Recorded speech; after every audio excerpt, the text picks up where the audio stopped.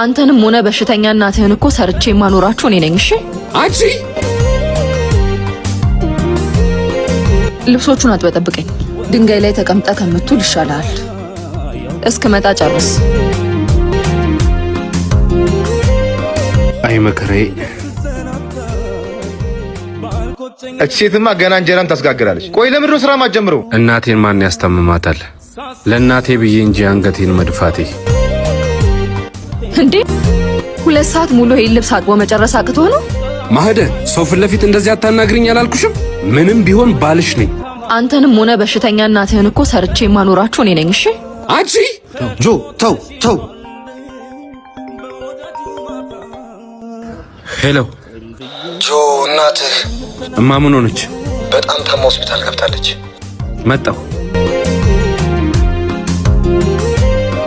እንደውም ሞታ በተገላገለች።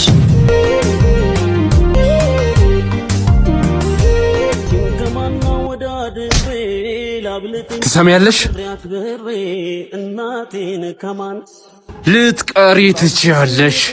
መርዝ ላስተያይሽ ደሞ ከነማ አንቺዬን ከማን